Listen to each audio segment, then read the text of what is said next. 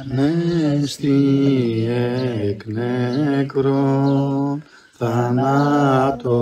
θανάτων πατήσας και της εν της μήμασι ζωή χαρισάμενος. Χριστός Ανέστη. Αληθώς Ανέστη. Να είστε ευλογημένοι. Καθίστε. Να πούμε λοιπόν, τι είναι για μας η Ανάσταση του Χριστού.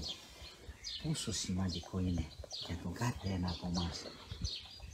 Διότι αν δεν έχουμε συνειδητοποιήσει αυτό που απορρέει από την Ανάσταση του Χριστού, είναι σαν να άδικα αναστήθηκε ο Χριστός μας για μας. Ενώ με την Ανάσταση του ο Χριστός μας νίκησε δύο μεγάλους εχθρούς του ανθρώπου. Αυτοί οι εχθροί ήταν φοβεροί για τους ανθρώπους, για το ανθρώπινο γένος πριν την Ανάσταση του Χριστού. Και ήτανε ο πρώτος εχθρός του ανθρώπου ήταν ο διάβολος και ο δεύτερος εχθρός του ανθρώπου ήταν ο θάνατος. Μετά την Ανάσταση όμως του Χριστού μας, ο άνθρωπος είναι πλέον εχθρός και του διαβόλου και του θανάτου.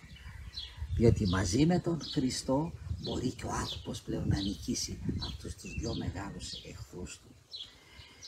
Το θέμα είναι όμως, εμείς θέλουμε να είμαστε με τον Χριστό έτσι τους ώστε να νικήσουμε και εμείς αυτούς τους δύο μεγάλους εχθρούς.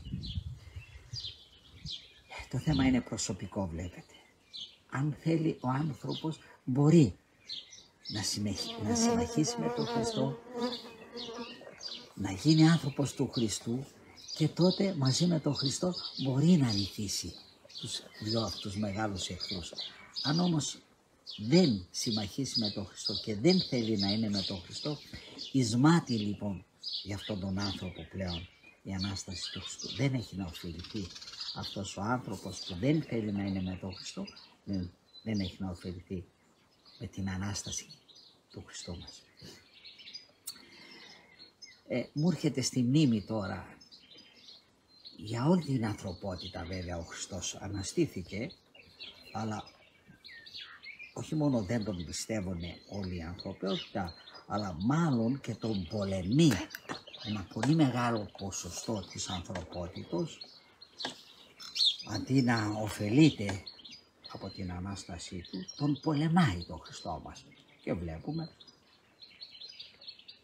από πού να πιάσουμε. Υπάρχουν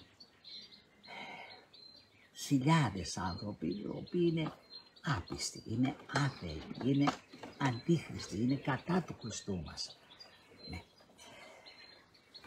Και τίθεται το ερώτημα πολλές φορές, μου το ρωτάνε εδώ στο μοναστήρι μου οι άνθρωποι, μα πώς ξέρουμε ότι εμείς οι άνθρωποι έχουμε τον αληθινό Θεό, ενώ υπάρχουν τόσοι άνθρωποι άλλοι που είναι πολύ περισσότεροι, και γιατί τάχα να έχουμε μόνο εμείς τον αληθινό Θεό και να μην έχουμε και οι άλλοι. Αυτό το ερώτημα ενδεχομένως να έχει απασχολήσει και εσάς. Κάποτε με απασχολούσε και εμένα. Κάποια φορά, όπως συνηθίζεται από εδώ, από το μοναστήρι, να περνάνε πολλοί άνθρωποι και άλλοι να είναι αδιάφοροι, άλλοι να είναι αλόθρησκοι και πολλοί άλλοι. Και κάποια φορά πέρασαν και κάποιοι μουαμεθανοί από εδώ από το μοναστήρι. Και στο ερώτημα, γιατί να έχετε εσείς οι χριστιανοί την αλήθεια και να μην την έχουμε εμείς, που το θέσαν έτσι. Και έπρεπε εγώ να έχω δυνατά επιχειρήματα, έτσι ούτως ώστε να μην πω, επειδή το λένε πολλοί, μα έτσι το βρήκαμε ή διάφορα άλλα πράγματα. Και του είπα ένα απλό πράγμα. Του λέω, τι χρονολογία έχουμε φέτος? Και μου λέει 2022. Και του λέω, από πού μετράς, άνθρωπε μου? Από Μωάμεθ, από Ζωράστρη, από Βουδά, από Παπά, από πού μετράς? Με κοίταζε με ανοιχτό το στόμα. Του λέω, να σε βοηθήσω αν θέλεις, μετράς από Χριστό, από γέννηση Χριστό μετράς. Αν λοιπόν ένας άνθρωπος που δεν ήταν μόνο άνθρωπος, που μπόρεσε να χωρίσει στα δύο την ανθρωπότητα, στο προ-Χριστού και μετά Χριστού, άρα αυτός δεν ήταν μόνο άνθρωπος, ήταν και Θεός. Ενώ βλέπετε ο δικός σας, ο προφήτης σας ήταν μόνο άνθρωπος. Γι' αυτό και θέλετε απόδειξη, του λέω ότι ήταν μόνο άνθρωπος. Τα λείψανά του είναι στη Μέκα. Ενώ ο δικός μας ο Θεός, που ήταν και Θεός και άνθρωπος, δεν μπόρεσε να τον κρατήσει ο τάφος. Και μέχρι σήμερα τον ομολογείτε κι εσείς χωρίς να τον αναγνωρίζετε. Και τον ομολογείτε διότι στην ταυτότητά σας, στο διαβατήριό σας, έχετε την ημερομηνία της γεννήσεως του Κυρίου μου και Θεού μου. Άρα υπάρχει μεγαλύτερη απόδειξη ότι ο Θεός ο δικός μας είναι ο αληθινός? Δεν υπάρχει μεγαλύτερη απόδειξη. Άρα το να μην θέλει να δει κάποιος την αλήθεια, τον εαυτό του αδικεί και κανέναν άλλο. Γι' αυτό, αγαπητοί μου χριστιανοί, να είμαστε χαρούμενοι, να είμαστε ευλογημένοι, το ότι έχουμε τον αληθινό Θεό. Και ξέρεις, κυκλοφορούν πολλές θεότητες. Επέτρεψε εμένα τον ανάξιο να πάω ιεραποστολή στις Ινδίες. Και εκεί γνώρισα ανθρώπους και μου είπαν ότι πιστεύουν σε 1.300.000 θεότητες. Ναι, είναι φοβερό. Μα ένας δεν πρέπει να είναι ο Θεός, ο αληθινός, ο δημιουργός και των ορατών και των αόρατων. Ένας είναι αυτός ο Θεός. Άρα, ο μυαλωμένος άνθρωπος θα πρέπει να ψάξει ποιος είναι ο αληθινός Θεός. Και αν δεν έχει εγωισμό και έπαση και αν δεν έχει σκοτιστεί ο νους του, θα βρει τον αληθινό Θεό. Θα του αποκαλυφθεί ο αληθινός Θεός. Γιατί το Θεό δεν μπορούμε να τον ανακαλύψουμε. Όσες φορές ο άνθρωπος προσπάθησε να βρει το Θεό, έπεσε σε πλάνες. Ο δικός μας ο Θεός δεν τον ανακαλύψαμε εμείς, αποκαλύφθηκε ο ίδιος. Είναι αποκάλυψη. Γι' αυτό και είναι η αλήθεια. Και έχουμε βέβαια πολλές αποδείξεις εμείς. Δεν έχουμε μόνο ενδείξεις το ότι ο Θεός ο δικός μας είναι ο αληθινός. Και μία από τις μεγάλες αποδείξεις είναι ότι δεν μπόρεσε να τον κρατήσει ο τάφος όπως κράτησε τους αρχηγούς όλων των άλλων θρησκειών. Είναι καθυλωμένοι στον τάφο τους. Ενώ ο δικός μας δεν μπόρεσε να τον κρατήσει και αναστήθηκε την τρίτη ημέρα, όπως λένε οι γραφές μας, και μάλιστα παρουσιαζόταν επί 40 μέρες και στους μαθητές του, αλλά και σε άλλους πιστούς ανθρώπους, μέχρι 400, αν δεν κάνω λάθος, μέχρι 500 ανθρώπους σύνολο. Άρα δεν θα μπορούσαν αυτοί οι άνθρωποι να πλανηθούν, όπως πολλές φορές το λένε οι άπιστοι, ότι ήταν πλάνοι, ότι οτιδήποτε άλλο. Και το πιο δυνατό, μα τον ομολογήσανε οι άνθρωποι που ήταν μαζί του επί 3 χρόνια, οι Απόστολοι του. Και δεν είναι ότι μόνο τον ομολογήσανε, αλλά και στο όνομά του κάνανε θαύματα. Θεραπεύανε ασθενείς, βγάζανε δαιμόνια, κάναν αναστάσεις νεκρών. Μόνο ο Άγιος Απόστολος Ιωάννης, ο θεολόγος, ο αγαπητός Απόστολος του Χριστού, έχει στο ενεργητικό του πάνω από 100 νεκραναστάσεις. Μόνο αυτό. Χώρια το ότι ακούμε και διαβάζουμε ότι και μόνο η σκιά του Αποστόλου Πέτρου θεράπευε τους ασθενείς.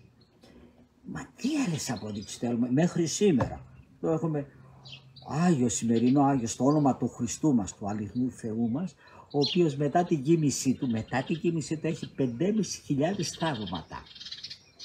Του Αγίου Παϊσίου, ο παγκόσμιος Άγιος, που τον ξέρει όλο ο κόσμο.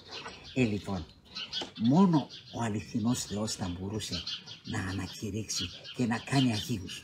Γι' αυτό και σε κανένα άλλο δόγμα, σε καμιά άλλη λεγόμενες εκκλησίες εισαγωγικά δεν υπάρχουν Άγιοι. Απλώς ο παπισμός, αυτή η πλάνη, ανακηρύσει Αγίους. Λέει ο Πάπας θα κάνουμε αυτόν τον άλλο, ξέρω εγώ, θα τον κάνουμε άλλο.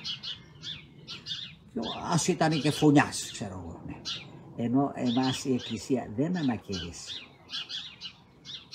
Εμάς η Εκκλησία, ο Χριστός τους αγιάζει και η Εκκλησία μας κάνει αγιοκατάταξη. Δεν ανακηρύσσει Αγίους, τους κάνει ανακατάταξη. Τους κατατάσσει δηλαδή στη χωρία των Αγίων. Μέγα διαφορά, καμία σχέση με όλους τους άλλους.